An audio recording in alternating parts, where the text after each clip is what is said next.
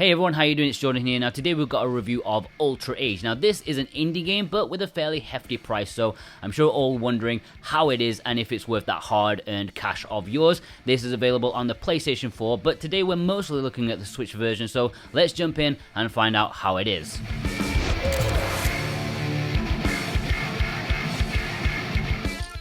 The story here follows the young warrior called Age. Yes, Age. Why do names in entertainment need to be so cool and different? Why are there no video game heroes called Bob? Okay, I'm sure there's going to be 100 comments down below with video game characters called Bob. Let me know the best Bob. There's a rather interesting sci-fi concept to the premise here. Basically, it's 1,000 years in the future and the Earth is buggered. Humanity is now surviving in two places, those still on Earth in a facility called the Shelter, and those who relocated to space in the Orbital Ark. However, those dudes still rely on supplies from the Shelter who suddenly cut off ties. Bob is sent down to Earth to see what the crack is. At least that's what the PR says, but God knows I don't remember that being explained in the cutscenes. The surface is now inhabited by mutants and robots, so Bob needs to be a bit of a badass to survive as he takes on the mission to save humanity, or something like that. No pressure, my man. Well, luckily Bob lives up to being a bit of a badass as he stars in this high-octane action game, zooming all over the place, hacking and slashing in stylish combo-based combat. The narrative overall tries its best, but I kind of feel things were probably lost in translation and it jumps from here to there with an understandable overall premise, but perhaps the interdrama and connections aren't as well developed as they could be. Before we get into the gameplay though, I do want to talk about the elephant in the room, because Ultra Age does not give a good first impression, at least on the Nintendo Switch. As I'm sure you've gathered already, it's not an especially good looking game on the Switch, which was the main console that I played it on. The opening 15 minutes or so leave much to be desired with incredibly muddy visuals and oddly peaking audio. I was instantly unimpressed and could not imagine giving this a good score with what I was seeing. I was having flashbacks of the Arc port on the Switch, man, that was rough. But thankfully, it does get better later on. One shot indoors, and when it's evening time, it actually doesn't look too bad, especially in handheld mode where it is rather reasonable. Outside during the day with a lot of foliage, well, let's just say you may be better off with the PS4 version if visuals are quite important to you. I played a bit of the PS4 version, and while it's hardly a looker in itself, it is clearer and smoother, so that may be the way to go for you if, presentation is quite important.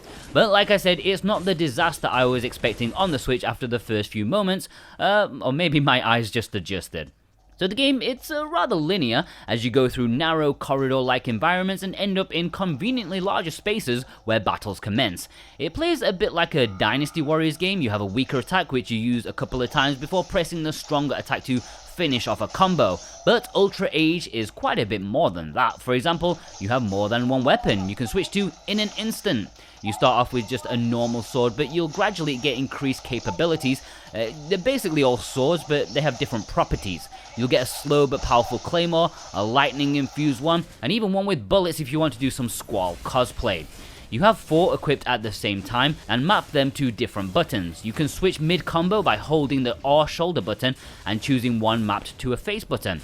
You'll definitely want to switch often, as the swords will be effective against different kinds of enemies. Some are better against robots, some are better against biological creatures, and the lightning one will help take down shields that some robots will put up.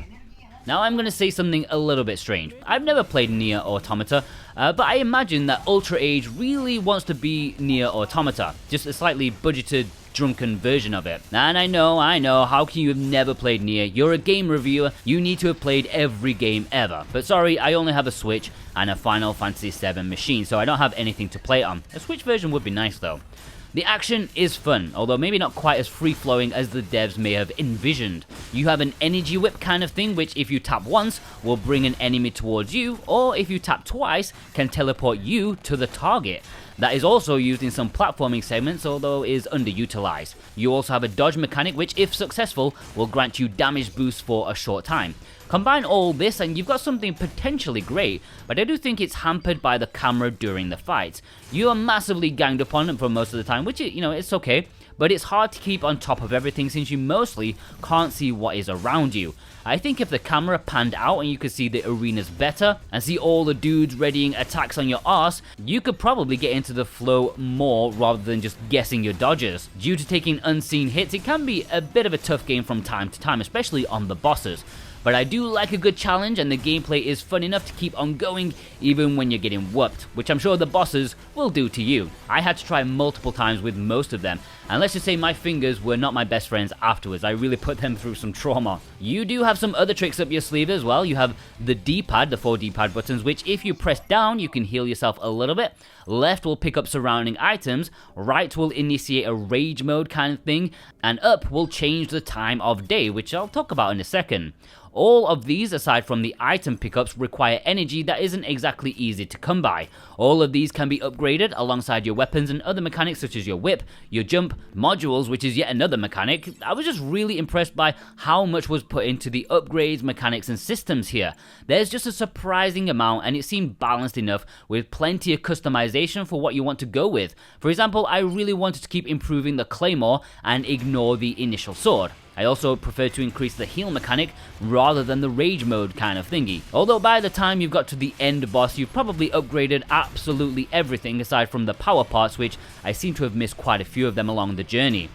So yeah, it all works well, but there is that strange time mechanic thing. You can change the time of day by holding up on the D-pad, if you have it charged up that is, from night to day and vice versa, and it's a fascinating prospect, but I really don't think it lived up to its potential, at least not with what I saw. Almost all of your energy and weapons durability is attained from crystals, which can only be mined again after 12 hours, so for me it seems the only real purpose is if you want more ammo kind of thing, which is not really needed as there's plenty available. I just don't really get it. I mean, I think there could have been like different paths depending on time of the day, different kinds of enemies, maybe the difficulty could have been different if it was nighttime. I don't know, I just feel there was some lost potential that I haven't seen. Maybe there is, I just didn't notice it. And to be honest, I didn't really use this time gimmick after the first few tries, and then near the end at the final boss where I wanted to stock up on some ammo for the long ass fights. The levels themselves are fairly long, mostly linear. You may have a couple of routes to go through if you want to avoid conflict or find some extra crystals to mine or power parts to increase your abilities. They do offer some gameplay though, such as finding key cards to open doors, but there's no heavy puzzle element sadly. You're easily guided from A to B with a convenient map.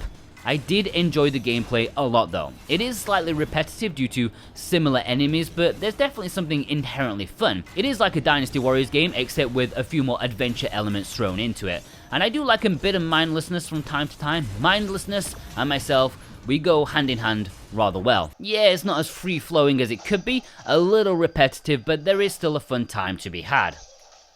So I did ask the publisher regarding a physical release. We know it's getting one in Japan and Asia, but there's been no word about the West. Now, Dengen were very nice to tell me that there's no date currently set, but we should expect to have more concrete information later in the year regarding a potential Western physical. So yeah, personally, I don't know this for sure, but it has the scent of limited run due to the publisher's previous dealings, but we shall see. In the meantime, as stated, in Asian regions, the physical release should be this week with English. At least that's what Play Asia is telling me. A month later, on October 7th, Japan is getting its physical release, again with English. So if you want to pick it up physically earlier, then down below in the description and the pinned comment, I put purchase links as to where you can get a nice import version. It's yours physically forever. Or you can sell it on and get your dosh back after you're done with it. And this is for both the Switch and PS4, by the way. And if you use those links in the description, it massively helps support SwitchWatch at the same time, and you guys are always fantastic, and we cannot thank you enough for your amazing support. In return, if you use our links, you can also get a very nice 5% off if you use the coupon code SwitchWatchTV while checking out. That's all one word, SwitchWatchTV, while checking out for 5% off any physical item from Play Asia. And if you do import it using our links, then be sure to send in a photo to our community spotlight, because I like to show it off and I like to give you a personal thank you for your support. If you're a digital dude, then you're looking at $40 on the US eShop, £27 in the UK, and €30, and there was a 20% discount before this embargo dropped.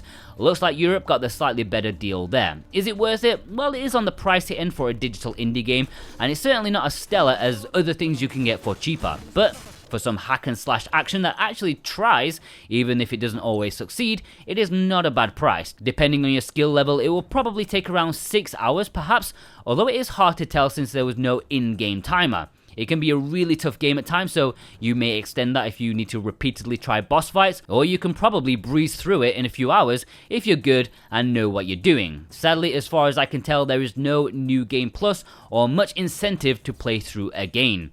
The audio, okay, is nothing to write home about. Early on, there was some strange crackling as mentioned, but that cleared up eventually. And the voice acting is both in Japanese and English, with the English voice acting being some of the most amazingly bad voice acting that I've heard in a long time. So much so that I could bear at least 5 minutes of it before I had to change to the Japanese one. And I do personally enjoy bad acting, but it was that bad. I had to change. Overall, Ultra Age is a pricey indie game that has fun, solid gameplay, but is somewhat let down by the presentation on the Switch. Both audio and visuals suffer in either lack of polish or biting off more than they can chew, especially in certain sections. But, there is a fun game here, if a little on the repetitive side, and is perhaps slightly better on the PlayStation 4. But as long as visuals aren't majorly important to you, then you still get an interesting time hacking and slashing at robots and mutants alike. There's plenty of mechanics going on, a fair amount of upgraded customization. You're going to get a solid 6 hours of goodness, if nothing spectacular. A 7 out of 10. Alright, many thanks to our executive producers Dane Wilkinson, God of Resin, Boombox, Brent McLean, Jonathan Rumo, Santa Tartaruga, Alexander Cato, J Cross 7776, Elissa, Punky Dooster, Michael Del Polito, Cartoon Soren, Jack Severus, Vilos, Robotech, and Z. Thank you ever so much for your support. Plus you, yes, you watching right now. If you watched all the way through, what a legend you are. The longer you watch, the more YouTube likes us and shares us to other people. Give me a high five in the comments and I'll give you one back if you're one of those legends. Here are some of our other stuff. On Monday, I tell you all the physical Switch releases. On Sunday, James takes you through all the digital bargains. Plus, we have a lot of other content like these roguelike games or maybe some visual novels that you may enjoy. I don't know. Check them out. We'll see you guys over there. Have a good one.